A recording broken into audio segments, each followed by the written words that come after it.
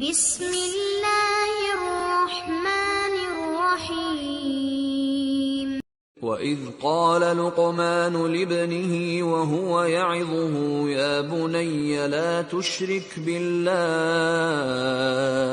إِنَّ الشِّرْكَ لَظُلْمٌ عَظِيمٌ۔ لیکن آج انسانوں میں سے بہت سارے انسان ایسے ہیں جو اللہ کو چھوڑ کر میران جی کے نام کا، شیطانوں کے نام کا، اسی طریقے سے اللہ کے ولیوں اور نبیوں کے نام کا بھی قربانی کر دیتے ہیں۔ ایسے لوگ گویا کہ اللہ کے ہمسر ٹھہراتے ہیں۔ الاشراک باللہ، یہ شرک اتنی خطرناک چیز ہے کہ انسان اپنے آپ کو ہلاک کر لیتا ہے، پورا معاشرہ ہلاک اور برباد ہو جاتا ہے، اندر سے انسان کھوکھلا ہو جاتا ہے، جیسے تیمک لکڑی کے اندر کو چاٹ چاٹ کر کے اس کو کھوکھلا کر دیتا ہے، ایسے ہی انسان کو شرک کھوکھلا کر دیتا ہے۔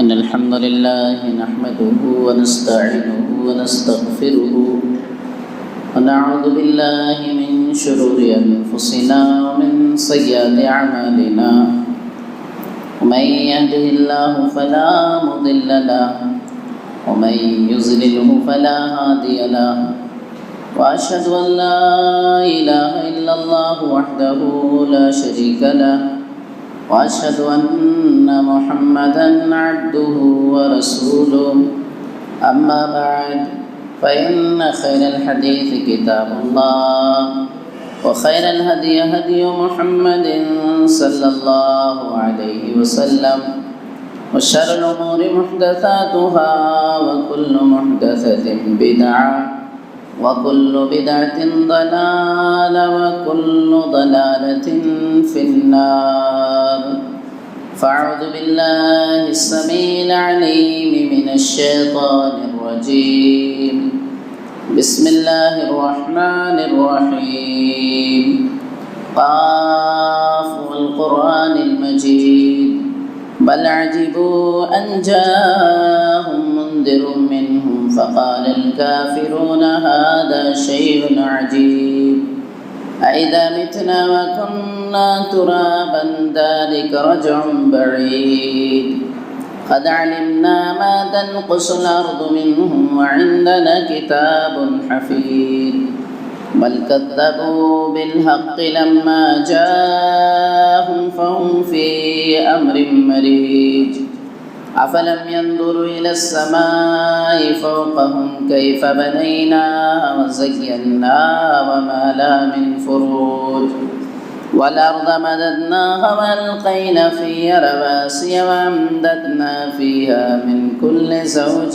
بهيج تبصرة وذكرى لكل عبد منيب ونزلنا من السماء ماء مباركا فأنبتنا به جنات وحب الحصيد والنخل باسقات لها تلع نضيد رزقا للعباد وحيينا به بلدة ميتا كذلك الخروج كذبت قبلهم قوم نوح وأصحاب الرث وثمود وعاد وفرعون وإخوان لوط وأصحاب الأيكة وقوم تبع كل كذب الرسل فحق وعيد أفأعينا بالخلق الأول بل هم في لبس من خلق جديد وقال الله تعالى في موضع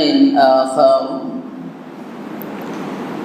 ولو أشركوا لحبط عنهم ما كانوا يعملون وقال النبي صلى الله عليه وسلم عن أبي هريرة رضي الله تعالى عنه أن رسول الله صلى الله عليه وسلم قال لكل نبي دعوة مستجابة فتعجل كل نبي دعوته وإني اختبأت شفاعة لأمتي يوم القيامة فهي نائلة إن شاء الله من مات من أمتي لا يشرك بالله شيئا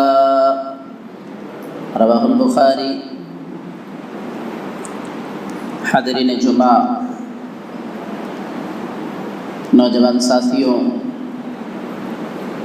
پردہ نشین مائیں اور بہنیں، تمام قسم کی حمد و ثنا، تعریف اور توصیف، کبریائی اور بڑائی اس وحدہ لا شریک خالق کائنات، مالک ارض و سما کے لیے، اس کے بعد بے شمار بے حد و حساب انگنت درود و سلام نازل ہو تمام انبیاء کرام پر، خصوصاً آخری نبی سید الانبیاء شفیع المذنبین تاجدار بطحہ جناب محمد عربی صلی اللہ علیہ وسلم پر۔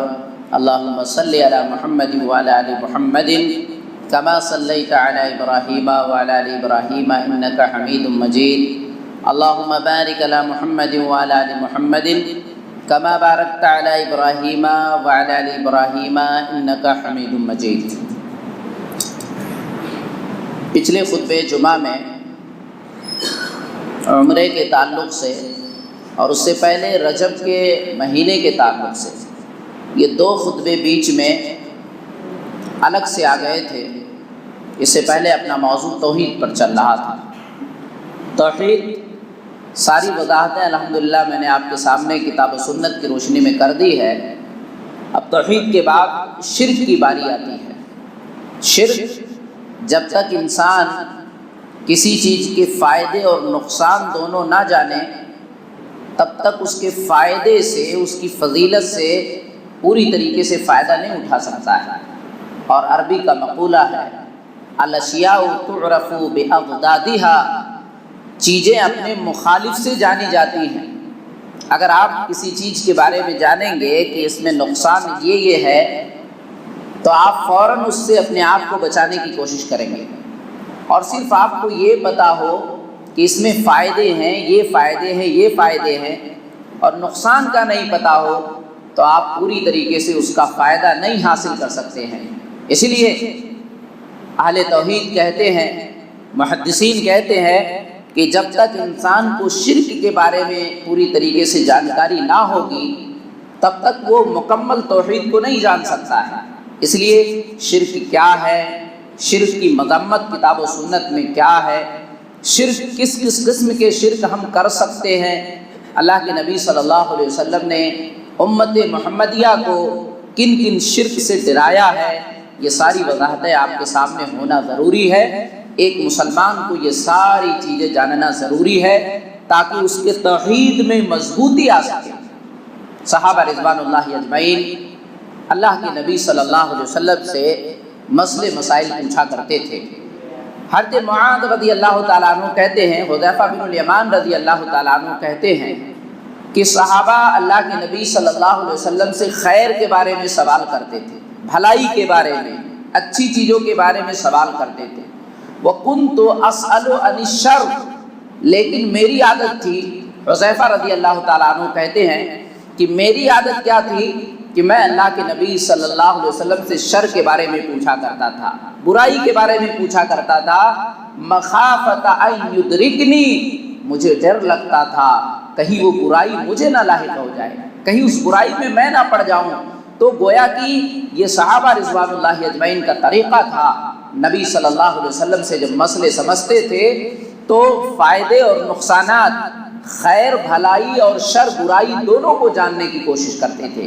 اس لیے توحید کے ساتھ ساتھ ہمیں شرک کو بھی جاننا نہایت ضروری ہے۔ شرک اگر آپ لغت میں ڈکشنری میں دیکھیں گے شرک کا معنی کیا ہوتا ہے تو آپ کو شرک کا معنی ملے گا دو چیزوں کو برابر کر دینا، اس کو شرک کہتے ہیں لغت میں، ڈکشنری میں۔ بعض اہل لغت نے اسے مصاحبت کا معنی، مخالفت کا معنی، مشارکت کا معنی، یعنی کسی چیز کو ملا دینا، کسی چیز کو برابر کر دینا، کسی چیز کو ساتھ ساتھ میں کر دینا، یہ معنی بھی اہل لغت نے بیان کیا ہے۔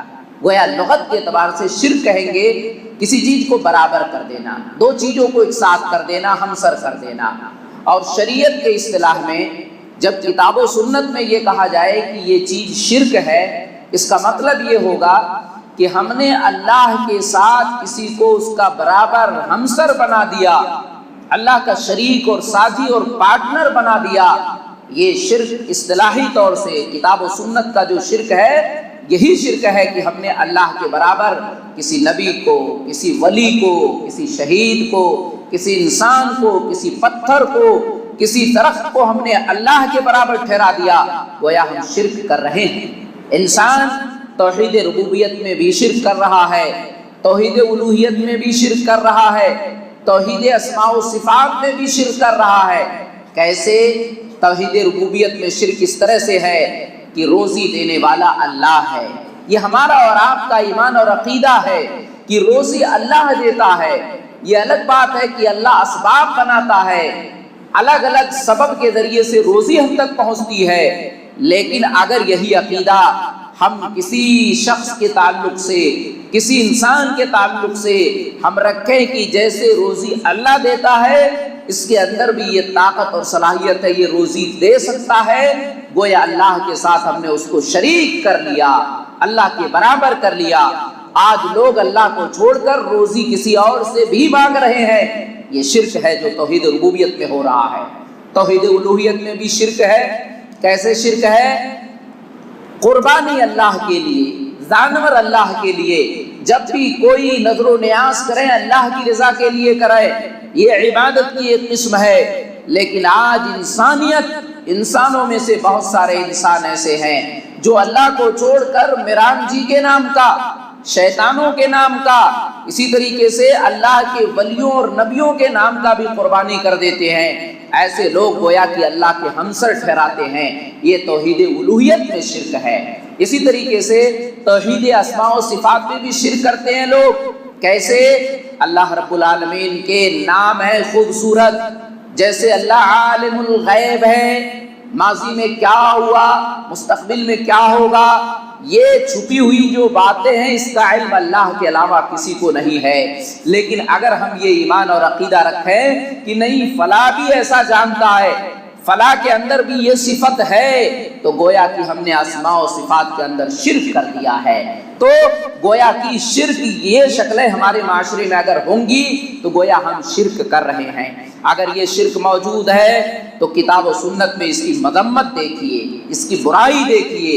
اللہ نے قرآن کریم میں کس طرح تنبیہ کیا ہے اس شرک سے بچنے کے لیے۔ آئیے قرآن کریم کی کچھ آیتوں کو میں آپ کے سامنے پیش کرتا ہوں۔ اللہ نے کہا اگر انسان شرک کرتے کرتے دنیا سے چلا گیا اور اس نے معافی اللہ سے نہیں مانگی، توبہ کی توفیق اسے نہیں ملی، شرک بھی کر رہا ہے، نمازیں بھی پڑھ رہا ہے، روزے بھی رکھ رہا ہے، صدقہ اور خیرات بھی کر رہا ہے، سب اچھے کام کر رہا ہے، لیکن اللہ کے ساتھ کسی کو ساجی اور شریک بھی بنا رہا ہے، تو اللہ نے قرآن کریم میں کیا کہا؟ ان اللہ لا یغفر ان یشرک بہ ویغفر ما دون ذلک لمن یشاء ومن یشرک باللہ فقد افترى اثما عظیما۔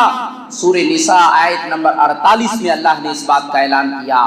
یاد رکھو اللہ شرک کو کبھی بھی نہیں معاف کرے گا۔ ان اللہ لا یغفر ان یشرک بہ، اللہ معافی نہیں کرے گا کہ اللہ کے ساتھ کسی کو ساجی بنایا جائے، شرک کیا جائے، اور اس کے علاوہ دوسرے گناہوں کو اللہ معاف کر سکتا ہے، اللہ معاف کر دے گا۔ انسان سزاؤں کے بھگتنے کے بعد، جہنم میں جانے کے بعد جنت میں آ سکتا ہے، لیکن مشرک ہے، شرک کر رہا ہے تو اللہ کبھی بھی اس شخص کو معاف نہیں کرے گا۔ اور جو شرک کرتا ہے وہ بہت بڑا گناہ اللہ پر باندھتا ہے، بہت بڑا اللہ پر اس نے بہت بڑا بہتان باندھا، گویا کہ اس نے کبیرہ گناہ کیا ہے۔ یہ اللہ رب العالمین نے ہمیں بتایا ہے۔ پتہ چلا شرک ایک ایسی چیز ہے کہ اس کی معافی اللہ کے ہاں نہیں ہے۔ اگر ہم شرک کرتے کرتے چلے گئے تو اللہ رب العالمین کبھی بھی معاف نہیں کرے گا۔ اسی طریقے سے قرآن کریم نے بتایا کہ ظلم تو بہت سارے ہیں، لیکن شرک کرنے والا یہ سب سے بڑا ظلم کرنے والا ہے۔ جو شرک کرتا ہے وہ سب سے بڑا ظلم کر رہا ہے۔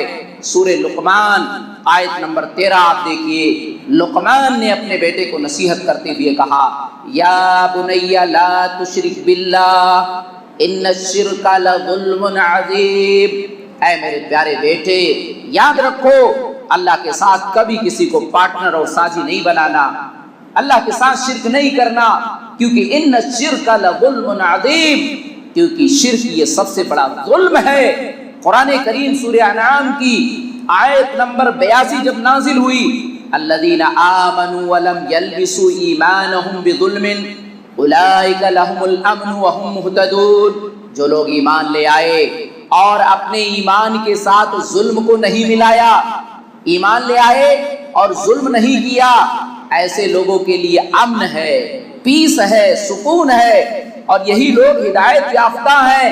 قرآن کریم کی جب یہ آیت نازل ہوئی تو صحابہ گھبرا گئے، ایونا لا یظلمو، اللہ کے نبی، اللہ تو قرآن میں کہتا ہے جو ایمان لائے اور ایمان کے بعد ظلم نہیں کرتے ہیں، ایسے لوگ ہیں جو امن والے ہیں، ایسے لوگ ہیں جو ہدایت دیے گئے ہیں، اللہ کے نبی ظلم کون نہیں کرتا ہے؟ ہم میں سے کچھ نہ کچھ غلطی تو ہو ہی جاتی ہے، اور ظلم کا مطلب یہی ہے کہ غلطی ہو جائے چھوٹی موٹی تو ہم ظلم تو کر ہی بیٹھتے ہیں۔ تو اللہ کے نبی صلی اللہ علیہ وسلم نے کیا کہا تم نے لقمان علیہ السلام کی وہ بات سنی نہیں؟ اللہ نے قرآن میں کہا لقمان کے تعلق سے، یا بنی لا تشرک باللہ ان الشرک لظلم عظیم، یہاں ظلم سے مراد وہ عام ظلم نہیں ہے بلکہ ظلم سے مراد یہاں شرک ہے۔ پتہ چلا کہ شرک یہ سب سے بڑا ظلم ہے۔ اگر روئے زمین پر کوئی سب سے بڑا ظالم ہے تو وہ ظالم کون ہے؟ جو اللہ کے ساتھ دوسروں کو شریک کر رہا ہے، اللہ کے ساتھ شرک کر رہا ہے، اس سے بڑا ظالم اللہ کی نظر میں کوئی اور نہیں ہو سکتا ہے۔ اندازہ لگائیے، غور کیجئے، اللہ نے قرآن کریم میں یہ بھی بتایا اگر ہم نے شرک بھی کیا اور بڑی سی بڑی نیکیاں کر لی، حج پہ حج کر لیا، عمرے پہ عمرہ کر لیا، رمضان کے روزوں پہ روزہ رکھ لیا، زکوٰۃ پہ زکوٰۃ دے دیا، بڑی بڑی نیکیاں آپ نے کر لی ہے، لیکن شرک بھی کر رہے ہیں تو اللہ نے کہا سارے اعمال اس کے برباد ہو جائیں گے۔ شرک کے ساتھ ساتھ نیکی کبھی اللہ قبول نہیں کرتا ہے۔ قرآن کریم آپ کھول کر کے دیکھو، اللہ نے سورہ انعام آیت نمبر 88 میں اللہ رب العالمین نے نبیوں کی فہرست کو گنایا ہے، بہت سارے نبیوں کے نام آئے ہیں، بڑے بڑے جلیل القدر انبیاء کے نام اللہ نے گنانے کے بعد کیا کہا؟ وَلَوْ أَشْرَكُوا لَحَبِطَ عَنْهُمْ مَا كَانُوا يَعْمَلُونَ، یہ نبیوں کی بڑی بڑی جماعت، آدم علیہ السلام، نوح علیہ السلام، اسماعیل علیہ السلام، اسحاق علیہ السلام، یحییٰ علیہ السلام، موسیٰ علیہ السلام، یہ بڑے بڑے نبی اور پیغمبر جو اللہ نے نام لے کے کہا وَلَوْ أَشْرَكُوا، اگر یہ بھی شرک کرتے، لَحَبِطَ عَنْهُمْ مَا كَانُوا يَعْمَلُونَ، تو اللہ ان کی بھی نیکیوں کو اکارت کر دیتا، اللہ ضائع اور برباد کر دیتا، ان کی ساری نیکیاں اللہ رب العالمین ختم کر دیتا۔ اندازہ لگائیے، غور کیجئے، اللہ نے یہاں انسانوں کو تنبیہ کیا ہے کہ نبیوں کی مقدس جماعت جس سے غلطیاں نہیں ہوتی ہے، اکثر وہ غلطیوں سے بچا لیے جاتے ہیں، لیکن اگر وہ بھی شرک کر لے تو اللہ ان کو بھی بخشنے والا نہیں ہے۔ تو ہم اور آپ اگر شرک کریں تو اس کا انجام کیا ہوگا؟ اندازہ لگائیے۔ اس لیے سورہ زمر آیت نمبر 65 میں اللہ نے نبیوں کے سردار جناب محمد عربی صلی اللہ علیہ وسلم کی طرف خطاب کیا اور کیا کہا؟ وَلَقَدْ أُوحِيَ إِلَيْكَ وَإِلَى الَّذِينَ مِن قَبْلِكَ لَئِنْ أَشْرَكْتَ لَيَحْبَطَنَّ عَمَلُكَ وَلَتَكُونَنَّ مِنَ الْخَاسِرِينَ، اگر ہم نے وحی کیا آپ کی طرف بھی اور آپ سے پہلے جتنے نبی پیغمبر تھے، ہم نے سب کو یہی بتایا کہ اگر شرک کیا آپ نے، لئن اشرکتا، اللہ کے نبی صلی اللہ علیہ وسلم کو ڈائریکٹ خطاب کیا جا رہا ہے، لئن اشرکتا، اگر آپ بھی شرک کرتے ہیں، لیحبطن عملک، آپ کے سارے نیکیاں سارے اعمال برباد ہو جائیں گے، وَلَتَكُونَنَّ مِنَ الْخَاسِرِينَ، اور آپ خسارہ پانے والوں میں سے، نقصان اٹھانے والوں میں سے ہو جائیں گے۔ اندازہ لگائیے، غور کیجئے، اللہ کے نبی صلی اللہ علیہ وسلم کو خطاب کر کے پورے امت محمدیہ کو یہ میسج دیا گیا کہ اگر شرک جیسا ظلم، شرک جیسا کبیرہ گناہ کسی نے کیا تو اللہ رب العالمین اس کی ساری نیکیوں کو تباہ اور برباد کر دے گا۔ آئیے حدیث کی روشنی میں بھی ہم جانیں کہ شرک کی کتنی بڑی مذمت ہے، شرک کی برائی جاننے کی کوشش کریں۔ اللہ کے نبی صلی اللہ علیہ وسلم نے ارشاد فرمایا، صحیح بخاری کی صحیح مسلم، بخاری، ابو داؤد، ترمذی، اکثر حدیث کی کتابوں میں روایت موجود ہے۔ اللہ کے نبی صلی اللہ علیہ وسلم نے ارشاد فرمایا، الا انبئکم باکبر الکبائر، اے صحابہ رضوان اللہ اجمعین، میں تمہیں کبیرہ گناہوں میں سے سب سے بڑے گناہ کے بارے میں نہ بتاؤں؟ الا انبئکم باکبر الکبائر، کبیرہ گناہ ویسے بھی جرم ہے، ویسے بھی بڑا گناہ ہوتا ہے کبیرہ گناہ، لیکن ان گناہوں میں سے سب سے بڑھ کر کے جو گناہ ہے اس کے بارے میں خبر نہ دوں؟ اللہ کے نبی صلی اللہ علیہ وسلم نے جب یہ کہا، صحابہ نے کہا، قلنا بلا یا رسول اللہ، اللہ کے رسول کیوں نہیں، ہم تو جاننا چاہتے ہیں کہ کبیرہ گناہ سب سے بڑا گناہ کیا ہے۔ آپ نے کیا کہا؟ الاشراک باللہ، اللہ کے ساتھ کسی کو شریک کرنا، یہ کبیرہ گناہوں میں سے پہلے نمبر پہ ہے۔ اللہ کے نبی صلی اللہ علیہ وسلم نے پہلے نمبر پہ اس کو رکھا، کہا اللہ کے ساتھ کسی کو شریک کریں گے تو گویا کہ سب سے بڑا جرم آپ کر رہے ہیں۔ اس کے بعد اللہ کے نبی صلی اللہ علیہ وسلم نے کیا فرمایا؟ حقوق الوالدین، ماں باپ کی نافرمانی کرنا، ماں باپ کو برا بھلا کہنا، ماں باپ کو گالی گلوز دینا، ماں باپ کی سیوا اور خدمت نہ کرنا، کسی طرح کی نافرمانی ہو رہی ہے وہ بھی کبیرہ گناہوں میں سے شامل ہے۔ اس کے بعد اللہ کے نبی صلی اللہ علیہ وسلم نے کیا کہا؟ حدیث میں اللہ کے نبی جب یہ بات کہہ رہے تھے تو آپ ٹیک لگائے ہوئے تھے، کان متکئا فجلسا، اللہ کے نبی جب یہ بات کہہ رہے تھے تو اللہ کے نبی نے کسی چیز کا ٹیک لگا رکھا تھا۔ پتہ چلا ٹیک لگانا صحیح ہے، درست ہے، لیکن جمعہ کے دن ٹیک لگا کے بیٹھے نہیں، حدیث میں منع ہے۔ ہمارے کئی ساتھی جمعہ کے دن ٹیک آرام سے لگا لیتے ہیں، آپ اس سے بچیں، جمعہ کے دن ٹیک نہیں لگانا چاہیے۔ عام حالت میں اگر آپ بیٹھے ہیں، بھائی ٹیک لگائیں گے، نیند آ جائے گی آپ کو، آپ کا وضو ٹوٹ جائے گا، پھر سارا مسئلہ ہے۔ عام حالت میں آپ ٹیک لگائیں تو کوئی بڑا مسئلہ نہیں ہے۔ اب دیکھیے اللہ کے نبی ٹیک لگائے ہوئے ہیں، کان متکئا، ٹیک لگائے ہیں، فجلسا، لیکن اللہ کے نبی بیٹھ گئے اور کیا کہا؟ الا قول الزور، الا شہادت الزور، خبردار جھوٹی گواہی، خبردار جھوٹی گواہی۔ صحابی کہتے ہیں فما زال یقولها حتى لا يسكت، اللہ کے نبی اس جملے کو اتنا دہرائے لگتا تھا کہ آپ چپ ہی نہیں رہیں گے، بار بار کہنے لگے خبردار جھوٹی گواہی، جھوٹی گواہی، جھوٹی گواہی نہیں ہونی چاہیے، یہ بھی کبیرہ گناہوں میں شامل ہے۔ شاید اللہ کے نبی صلی اللہ علیہ وسلم معاشرے کی اس ہلاکت اور بربادی کی طرف اشارہ کر رہے تھے جس میں آج اکثریت ہے کہ لوگ جھوٹی گواہی کے لیے فوراً تیار ہو جاتے ہیں اور معاشرے میں تباہی اور بربادی شامل ہو جاتی ہے۔ تو خیر، اس حدیث میں آپ نے دیکھا کہ کبیرہ گناہوں میں سے پہلے نمبر پہ اللہ کے نبی صلی اللہ علیہ وسلم نے کس کو رکھا ہے؟ شرک کو رکھا ہے۔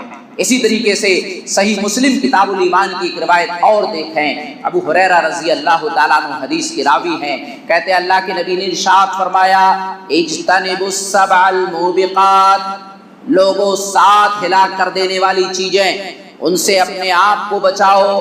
قیل یا رسول اللہ وما ہننا، صحابہ نے کہا اللہ کے نبی وہ 7 ہلاک کرنے والی چیزیں کیا کیا ہیں؟ اللہ کے نبی نے کیا کہا؟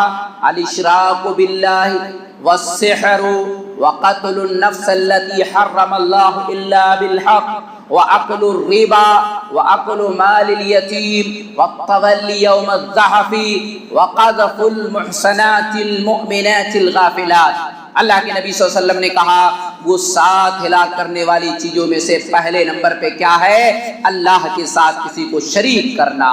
الاشراک باللہ، یہ شرک اتنی خطرناک چیز ہے کہ انسان اپنے آپ کو ہلاک کر لیتا ہے، پورا معاشرہ ہلاک اور برباد ہو جاتا ہے، اندر سے انسان کھوکھلا ہو جاتا ہے، جیسے دیوک لکڑی کے اندر کو چاٹ چاٹ کر کے اس کو کھوکھلا کر دیتا ہے، ایسے ہی انسان کو شرک کھوکھلا کر دیتا ہے۔ اب وہ ہر چیز سے ڈرتا ہے، بلی اس کا راستہ کاٹ دے تو کہے گا آج ہم نہیں سفر کریں گے، صبح اس کے پاس کوئی آ گیا کچھ لینے، صبح صبح میں نے کس کا چہرہ دیکھ لیا، اب وہ ہر چیز میں شعور لے گا، بدشگونی لے گا، ہر چیز سے ڈر اور خوف اس کے دل میں بیٹھ جائے گی۔ اس لیے اللہ کے نبی صلی اللہ علیہ وسلم نے کہا کہ ہلاک کرنے والی چیزوں میں سے پہلے نمبر پہ شرک ہے۔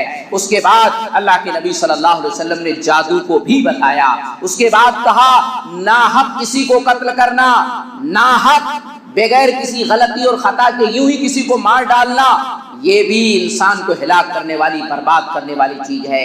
اسی طریقے سے یتیم کے مال کو کھا لینا، اسی طریقے سے سود کو کھانا، اسی طریقے سے جنگ کے موقع پر میدان محاذ میں آپ ہیں، وہاں جنگ سے پیٹ پھیر کے بھاگنے لگے، یہ بھی ہلاکت اور بربادی ہے۔ اور 7ویں نمبر پہ اللہ کے نبی نے کہا ایک بھولی عورت ہے، سیدھی سادی عورت ہے، مومنہ ہے، لیکن اس پر تہمتیں اور الزام لگانا بغیر کسی ثبوت کے، یہ بھی ہلاکت اور بربادی والی چیزیں ہیں۔ تو اندازہ لگائیے، غور کیجئے اللہ کے نبی صلی اللہ علیہ وسلم نے کس طرح وضاحت کر دی ہے۔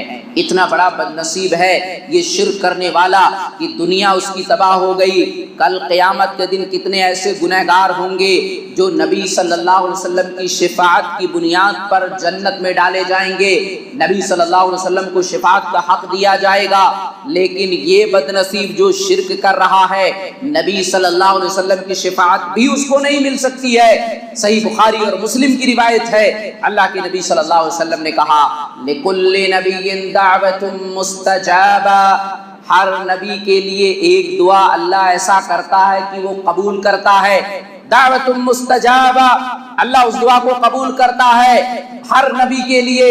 فَتَعَجَّلَ كُلُّ نَبِيٍّ دَعْوَتَهُ، جتنے بھی نبی آئے سب نے وہ دعا دنیا میں ہی مانگ لیا، اللہ سے دعا کر لیا سب نے کہ اللہ وہ مجھے دے دے، اللہ نے دے بھی دیا۔ وَإِنِّ اخْتَبَأْتُ، لیکن اللہ کے نبی اپنی طرف اشارہ کر کے کیا کہہ رہے ہیں، إِنِّ اخْتَبَأْتُ، میں نے چھپا کے رکھا ہے، میں نے بچا کے رکھا ہے۔ کیوں بچایا ہے؟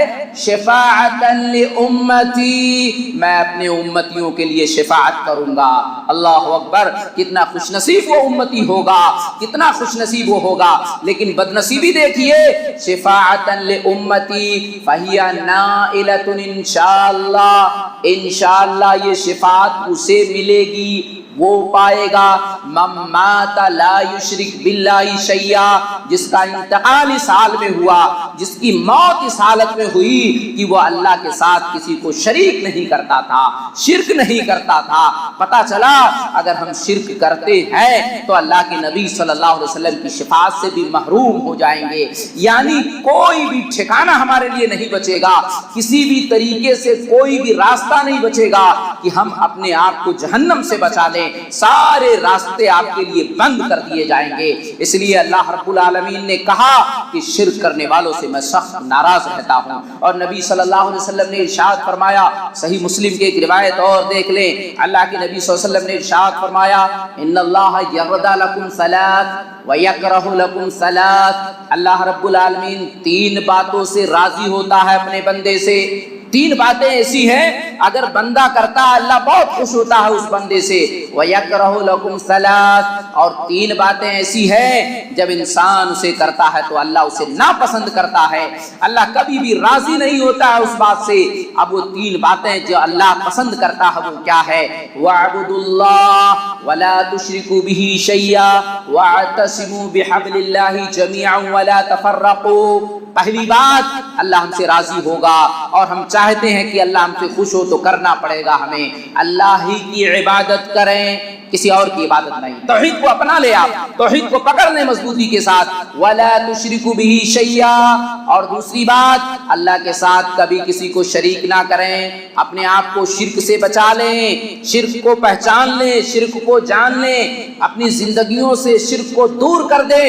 اللہ اس بات سے آپ سے پسند کرتا ہے، اللہ اس بات سے آپ سے راضی ہوتا ہے۔ اور تیسری بات، وَاعْتَصِمُوا بِحَبْلِ اللَّهِ جَمِيعًا وَلَا تَفَرَّقُوا، اتحاد و اتفاق کا درس دینے والا، متحد ہو کر کے چلنے والا، اختلاف اور انتشار کو سے اپنے آپ کو بچانے والا، اللہ کی رسی کو جو مضبوطی سے پکڑ لیا، کتاب و سنت کے پلیٹ فارم کے نیچے آ گیا اور اختلاف اور انتشار سے اپنے آپ کو بچا لیا، اللہ ایسے لوگوں کو بھی پسند کرتا ہے۔ اندازہ لگائیے، غور کیجئے، اللہ ان چیزوں کو پسند کرتا ہے، کیا ہم اللہ کی عبادت کر رہے ہیں؟ اور کیجئے، آج آپ کو 99% مسلمان ملیں گے جو صرف جمعہ نماز پڑھتے ہیں اور سمجھتے ہیں کہ جمعہ کا نماز ادا کر لی بہت بڑا کام کر دیا ہم نے، اور کتنے ایسے بدنصیب بھی آپ کو ملیں گے کہ 3 جمعہ پہ مولوی صاحب نے کہا مہر لگا دیا جاتا ہے تو 3 لگاتار جمعہ نہیں چھوڑیں گے، 1 چھوڑیں گے، 2 چھوڑ دیں گے، پھر 1 پڑھ لیں گے تاکہ مہر نہ لگے اللہ کی طرف سے۔ ایسے بدنصیب ہیں، اور کتنے ایسے مسلمان ہیں جو جنازے میں صرف جاتے ہیں، اور کتنے ایسے ہیں بیچارے جو عید اور بقرہ عید کی نماز ہی پڑھتے ہیں۔ یہ غور کیجئے، ہماری ماں اور بہنیں بھی نیچے موجود ہیں، اللہ ہم سے راضی ہوتا ہے عبادت پر، ہماری ماں بہنیں غور کریں، گھر کا سارا کام یہ کر لیتی ہیں، سارے جھمیلے کو جھیل لیتی ہیں، لیکن اللہ کی عبادت کی جب باری آتی ہے تو مختلف ہیلے اور بہانے تلاش کرتی ہیں۔ یا اللہ کو ہم راضی کرنا چاہتے ہیں تو عبادتوں کو ہمیں انجام دینا ہوگا۔ دوسری بات، اللہ کے ساتھ کسی کو شریک نہ کریں۔ اللہ ہم سے خوش ہوتا ہے تو ہمیں جاننا پڑے گا، ہمیں یہ پہچاننا پڑے گا کہ کہیں ہماری زندگیوں میں شرک تو نہیں، کہیں ہم شرک تو نہیں کر رہے ہیں۔ اور تیسری بات یہ ہے کہ ہر آدمی کو اختلاف اور انتشار سے بچانا ہے۔ آج کتنے ایسے لوگ ہیں جو جن کی ذہنیت اور سوچ یہ ہے کہ 2 بھائی کو کاٹ دیا جائے، 2 رشتہ دار کو کاٹ دیا جائے، 2 دوست کو کاٹ دیا جائے، جہاں رہتے ہیں جہاں خلفشار کرنے کی کوشش کرتے ہیں، انتشار پھیلانے کی کوشش کرتے ہیں، معاشرے کو تباہ اور برباد کرنے کی کوشش کرتے ہیں۔ ایسے لوگ خبردار، اللہ ان سے کبھی راضی نہیں ہو سکتا ہے، اس لیے اللہ کی رضامندی کا کام کریں۔ اب آگے اللہ کے نبی کی حدیث سنیں، وَيَكْرَهُ لَكُمْ ثَلَاث، اللہ رب العالمین 3 باتوں کو ناپسند کرتا ہے۔ کیا ہے 3 باتیں؟ قیل وقال، کثرت السوال، وعضاعۃ المال، اللہ 3 باتوں سے ناپسند کرتا ہے۔ ایک بات تو یہ ہے، قیل و قال کیا جائے بہت زیادہ، کیوں کہا گیا ایسا، کیا کہا گیا، ٹال مٹول کرنا، قیل و قال کرنا، کیسے بھی ہم اس سے بچ جائیں۔ آپ ایک شخص کو کہو نماز پڑھیے، نہیں مول صاحب کیا پاک صاف نہیں رہ پاتا ہوں، طبیعت بھی صحیح نہیں رہتی ہے، یہ بھی ہے وہ بھی، اب مختلف قیل و قال کر رہا ہے۔ آپ اسے اچھی چیز بتا رہے ہیں لیکن اس کے دماغ میں نہیں بیٹھ رہی ہے، قیل و قال کر رہا ہے، راستے اور ہیلے تلاش کر رہا ہے، اور بھی کئی شکلیں بن سکتی ہیں۔ تو یہ قیل و قال جو ہے، آپ کو نبی کی بات بتا دی گئی، مکمل حوالے کے ساتھ بتا دی گئی، آمنا و صدقنا کہیے، قیل و قال مت کیجیے کہ نہیں مجھے مطمئن نہیں ہے، میرے دل میں یہ بات نہیں آ رہی ہے۔ آپ کا دل نہ مانے لیکن قیل و قال کرو گے تو اللہ ناپسند کرے گا۔ کثرت السوال، کئی لوگ ایسے ہیں جو صرف سوال ہی پوچھتے ہیں، کئی لوگوں کی عادتیں بن گئی ہے کہ صرف سوال پوچھیں گے عمل کے ناحیے سے نہیں، جانچنے کے لیے، پرکھنے کے لیے، اچھا میں نے اس مولانا صاحب سے سوال پوچھا تھا، اب ان سے سوال کرتا ہوں، دیکھتا ہوں یہ کیا جواب دیتے ہیں، اچھا ان سے پوچھنے کے بعد ان سے بھی پوچھتا ہوں۔ کئی لوگ کثرت سوال، ان کی عادت بن گئی ہے، ان کو اطمینان نہیں ہوتا ہے، ان کو حدیث بھی دکھا دیا جائے تو ان کی عادت میں یہ چیز شامل ہو گئی ہے۔ خبردار، کہیں ایسی عادت آپ کی تو نہیں ہو گئی ہے کہ صرف سوال پہ سوال کرتے ہیں اور عمل نہیں کرتے ہیں۔ صرف سوال کا مقصد جانچنا اور پرکھنا ہوتا ہے، سوال کا مقصد یہ بتانا کہ میں بھی نالج والا ہوں، یہ کہیں نہ ہو آپ کے ذہن و دماغ میں۔ ہاں اگر واقعی آپ کو ضرورت ہے، آپ نہیں سمجھ پا رہے ہیں، فاسألوا اہل الذکر، قرآن نے کہا اہل علم سے پوچھ لیجئے، مسئلے کا حل ضروری ہے۔ لیکن بہت زیادہ سوال پہ سوال کا مقصد ایک دوسرے کو ذلیل کرنا ہے، ایک دوسرے کو جانچنا ہے، اپنے علم کی فوقیت کو بتانا ہے، تو اللہ ایسے لوگوں سے ناپسند کرتا ہے، اللہ ایسے لوگوں کو ناپسند کرتا ہے۔ اسی طرح اضاعت المال، مال کو ضائع اور برباد کرنا، اللہ اکبر۔ اگر ہم کہیں کہ اس سلسلے میں ہماری ماں اور بہنیں سب سے زیادہ پکڑی جائیں گی تو کوئی مبالغہ نہیں ہوگا۔ آج مالوں کی سب سے زیادہ بربادی ہماری ماں اور بہنوں کی طرف سے آ رہی ہے۔ ایک مرد بیچارہ خون پسینے کی کمائی کما کے لاتا ہے، بڑی محنت سے کمائی کرتا ہے، خوب دن بھر دکانوں پہ بیٹھا ہے، اپنے کام کاج پہ لگا ہے، لیکن ہماری ماں اور بہنیں فیشن کے نام سے، ہماری ماں بہنیں فضول خرچی کے نام سے، کسی شادی میں جانا ہوا، منٹوں میں جا کے فیشن کے نام سے 2000-3000 روپیہ اپنے فیشن کے لیے لگا کے آتی ہے اور صبح سارا کا سارا دھل جاتا ہے۔ 2000 روپیہ جو خون پسینے سے کمایا گیا تھا اس کی کوئی اہمیت نہیں۔ اللہ اکبر۔ ہماری ماں اور بہنیں دیکھیں ذرا، کہیں ایسا تو نہیں ہم مال کو برباد کر رہی ہیں، اللہ ہم سے ناراض ہو رہا ہے؟ اور ہم بھی سوچیں کہیں مال کو تباہ اور برباد نہیں کر رہے. آج مسلمان شادیوں کے موقع پر، آج مسلمان یوں چھوٹے چھوٹے فنکشن کے موقع پر، خوشی کے موقع پر اتنی فضول خرچی کر ڈالتا ہے جس کی کوئی حد نہیں ہے، حالانکہ اللہ اسے ناپسند کرتا ہے. آپ غور کیجئے، اندازہ لگائیے. تو خلاصہ یہ ہے میری بات کا کہ اللہ کے واسطے اپنی زندگیوں میں آپ چیک کریں کہیں شرک تو نہیں ہے، کہیں اللہ کے ساتھ ہم شرک تو نہیں کر رہے. اگر ہم کریں گے یاد رکھیے کرتے کرتے چلے گئے اللہ کبھی معاف نہیں کرے گا. اگر ہم نے شرک کیا ہے تو دنیا کا سب سے بڑا ظلم یہ ہے جو ہم کر رہے ہیں. اگر ہم شرک کر رہے ہیں تو اللہ ہماری ساری نیکی تباہ اور برباد کر دے گا.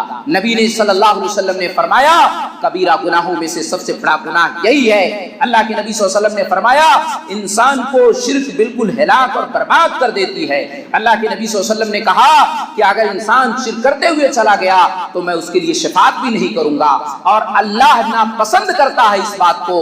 اللہ رب العالمین راضی نہیں ہوتا ایسے بندوں سے جو اللہ کے ساتھ شرک کرتے ہیں. یہ وہ باتیں ہیں جو آج کے خطبہ جمعہ میں آپ کے سامنے پیش کی گئی. اللہ رب العالمین سے دعا گو ہوں جو بھی باتیں میں نے کتاب و سنت کی روشنی میں کہی ہے اللہ کہنے سننے سے زیادہ ہمیں ان باتوں پر عمل کرنے کی توفیق عطا فرما. اللہ زندگی کے ہر موڑ پہ ہمیں قرآن و حدیث کے مطابق چلنے کی توفیق عطا فرما. اللہ جو بیمار ہیں انہیں شفائے کامل اور عاجل عطا فرما. اے اللہ جو پریشان حال ہیں ان کی پریشانیوں کو دور فرما. اے اللہ قبر کی زندگی بہت محنت بہت مشقت والی ہے. اللہ قبر کی زندگی ہمارے لیے سکون اور اطمینان والی زندگی عطا فرما. اللہ ہمارے آبا اجداد جو برزخ کی زندگی میں ہیں اللہ ان کی قبروں کو نور سے منور کر دے. اللہ ان کی لغزشوں کو خطاؤں کو معاف فرما دے. اللہ میدان محشر کی سختیوں سے ہمیں بچا لے. اے اللہ نبی صلی اللہ علیہ وسلم کی شفاعت ہمیں عطا فرما. اے اللہ حوض کوثر کا پانی ہمیں نبی صلی اللہ علیہ وسلم کے ہاتھوں سے عطا فرما. اے اللہ ہم تمام مسلمانوں کو ہمارا رزلٹ ہمیں سیدھے ہاتھ میں تھما. اے اللہ ہم تمام لوگوں کو جنت الفردوس میں جگہ عطا فرما. اللہ ہمیں جہنم کے عذاب سے بچا. وآخر دعوانا الحمدللہ رب العالمین.